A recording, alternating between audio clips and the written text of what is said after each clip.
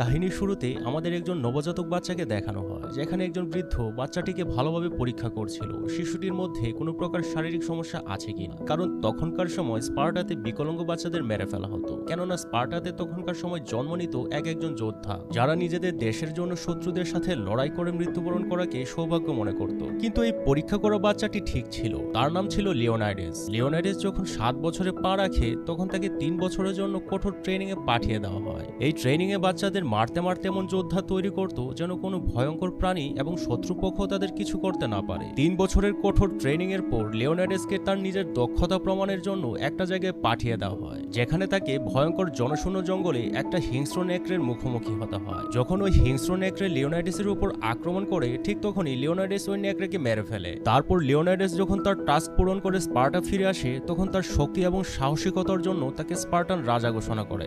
এমন করে 30 বছর অতিক্রম হয়ে যায়। তারপর লিওনাইডেস বিয়ে করে ফেলে এবং তার একটা বাচ্চাও হয়ে যায়। একদিন স্পার্টায় লিওনাইডেসের কাছে পার্সিয়ান সাম্রাজ্যের বার্তাবাহক এসে উপস্থিত হয়। লিওনাইডেস তাকে জিজ্ঞেস করে, তুমি এত দূর স্পার্টায় কেন এসেছো? তখন বার্তাবাহক তাকে জানায় সে পার্সিয়ান সম্রাট জাক্সিসের প্রস্তাব নিয়ে এসেছে, আর তার চাওয়া হচ্ছে স্পার্টার ভূমি, পানি এবং তার দাসত্ব স্বীকার করে নেওয়া। একথা শোনার পর লিওনাইডেস পার্সিয়ান মেসেঞ্জার এবং তার বাকি সাথীদের মেরে ফেলে। লিওনাইডেস জানতো জাক্সিস স্পার্টায় হামলা করবে, তাই সে তার দেশ এবং দেশের প্রজাদের বাঁচানোর জন্য যুদ্ধ করতে চাইছিল। কিন্তু লিওনাইডেসের পূর্বপুরুষদের দেবতা ছিল অরেকেল। যে কোনো যুদ্ধের আগে তাদের কাছ থেকে পারমিশন নিতে হতো। তাই লিওনাইডেস অরেকেলদের মন্দিরে চলে যায় এবং যুদ্ধের সকল কৌশলের বিষয়ে তাদের জানিয়ে দেয়। কিন্তু অরেকেল লিওনাইডেসকে জানায় যদি স্পার্টায় যুদ্ধে জড়ায় তাহলে পুরো স্পার্টা ধ্বংস হয়ে যাবে।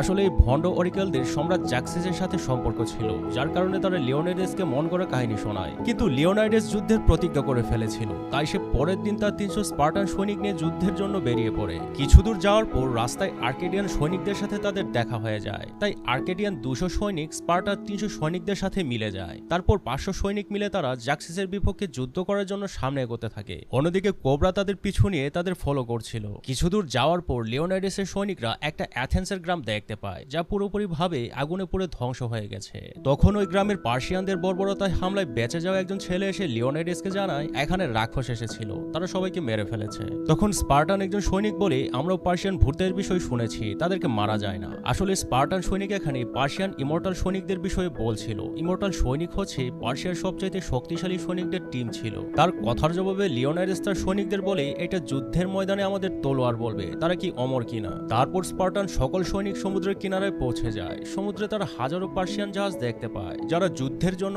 আসছিল। ঠিক সেই সময় সামুদ্রিক ঝড়ের কবলে পড়ে সকল জাহাজগুলো ডুবে যায়। এসব দেখে স্পার্টান সৈনিকরা অনেক আনন্দিত ছিল, কারণ তারা মনে করছিল পার্সিয়ান সকল সৈনিক মারা গেছে। কিন্তু তারা যখন পাহাড়ের উপরে উঠে দেখে তখন তারা দেখতে পায় পার্সিয়ান বাকি জাহাজগুলো অলরেডি পৌঁছে গেছে, যেখানে লাখো পার্সিয়ান সৈনিক আছে, আর তাদেরকে হারানো প্রায় অসম্ভব ছিল। কিন্তু লিওনাইডেসের পরিকল্পনা অনুসারে তারা যেখানে ছিল সেখানকার রাস্তা অনেক সংকীর্ণ ছিল, আর এই একটা স্পার্টা যাওয়ার রাস্তা ছিল। এই রাস্তায় লিওনাইডেসের সৈনিকরা পার্সিয়ানদের সৈনিকদের সাথে লড়াই করতে পারবে, কারণ এই সংকীর্ণ রাস্তায় পার্সিয়ান সৈনিকরা একসাথে স্পার্টার উপর আক্রমণ করতে পারবে না। লিওনাইডেস তার সেনাপতির কাছে জিজ্ঞেস করে তাদেরকে পিছন দিক থেকে আক্রমণ করার কোনো রাস্তা আছে কিনা। ঠিক তখনই সেখানে হ্যাপি আর্টিস্ট চলে আসে। সে তাদেরকে স্পার্টা থেকে অনুসরণ করছিল। সে রাজাকে জানায় পশ্চিম দিক থেকে এখানে আসার একটা রাস্তা আছে, যে রাস্তা দিয়ে পার্সিয়ান সৈনিকরা আমাদের ঘিরে ফেলতে পারে। একথা বলার পর হ্যাপি আর্টিস্ট লিওনাইডেসকে জানায় সে স্পার্টার সৈনিকদের হয়ে পার্সিয়ান সৈনিকদের সাথে যুদ্ধে অংশগ্রহণ করতে চায়। সে বলে, আমি শারীরিক প্রতিবন্ধী, তারপরেও আমি জাক্সিসের সৈনিকদের মারতে চাই, কারণ আমার পিতা একজন যোদ্ধা ছিল,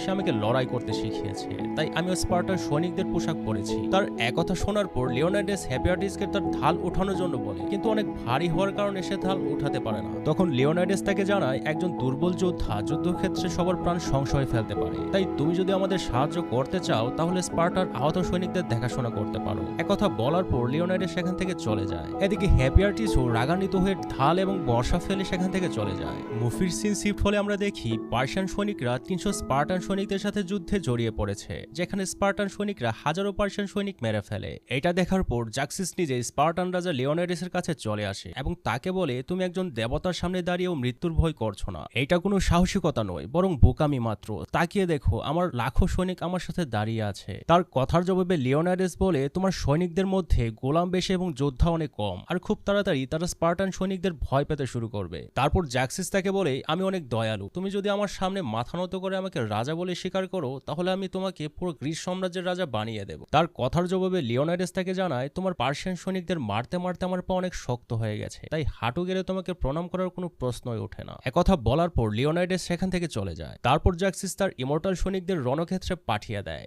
যেখানে হিংস্র দৈত্য এবং জায়ান্টরাও ছিল, কিন্তু স্পার্টান সাহসিকতার সাথে লড়াই করে লিওনাইডাস এবং তার 300 স্পার্টান সৈনিকরা ইমর্টাল সৈনিকদের মেরে ফেলে। এরপর জ্যাক্সিস তার বাকি সৈনিকদের সাথে জাদুঘরকেও পাঠিয়ে দেয়, কিন্তু এখানে লিওনাইডাসের 300 সৈনিক এবং আর্কেডিয়ানের 200 সৈনিক মিলে জ্যাক্সিসের হাজারো সৈনিক এবং জাদুঘরদের মেরে ফেলে। আর এই যুদ্ধে স্পার্টান সেনাপতির ছেলে মারা যায়। অন্যদিকে আমরা হ্যাপিয়ার্টিসকে দেখি, সে রাজা জ্যাক্সিসের কাছে গিয়ে গুপ্ত রাস্তার বিষয়ে জানিয়ে দেয়, যেখানে তারা স্পার্টান সৈনিকদের সহজেই হারিয়ে দিতে পারবে। স্পার্টার রানী লিওনাইডাসকে সাহায্য করার জন্য আরো সৈনিক পাঠাতে চাইছিল, তাই রানী নিজেই একথা বলার জন্য সংসদে চলে যায়। সংসদে একজন থেরন নামের উচ্চ উপদেষ্টা ছিল, সে নিজেই রাজা জ্যাক্সিসের সাথে যুক্ত ছিল, তাই সে লিওনাইডাসের রানীর বিরুদ্ধে উল্টাপাল্টা কথা বলতে থাকে। এসব কথা শোনার পর রানী নিজেই তাকে মেরে ফেলে। তখন সেখানে উপস্থিত সবাই জানতে পারে থেরন একজন বিশ্বাসঘাতক, তার রাজা জ্যাক্সিসের সাথে সম্পর্ক ছিল।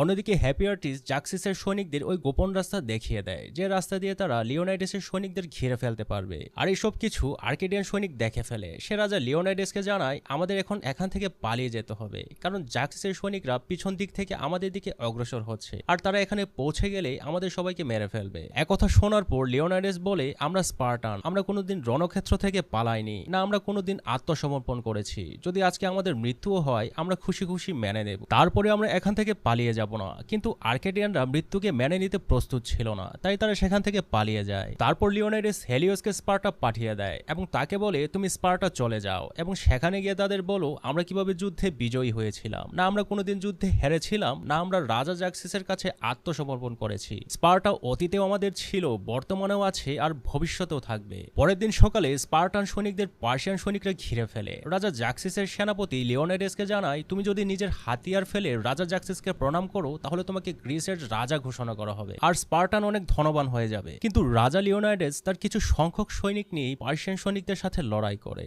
যার কারণে সকল স্পার্টান সৈনিকরা মারা যায়। সাথে লিওনাইডাসও নিজের দেশের জন্য নিজেকে বিলিয়ে দেয় পার্সিয়ান হাজারো তীরের সামনে। মুভির অন্যদিকে আমরা দেখি হিলিওস স্পার্টান সংসদে দাঁড়িয়ে লিওনাইডাস এবং তার 300 স্পার্টান সৈনিকদের গৌরব গাথা শোনায়, তারা কিভাবে শত্রুর সাথে লড়াই করেছে এবং নিজের মাতৃভূমির জন্য মৃত্যুকে বরণ করে নিয়েছে। মুভির লাস্ট সিনে আমরা দেখি হিলিওসের নেতৃত্বে স্পার্টান 30,000 সৈনিক জ্যাক্সিসের বিরুদ্ধে যুদ্ধ করার জন্য প্রস্তুত আছে। আর এখানে এই মুভির কাহিনীটি শেষ হয়ে যায়।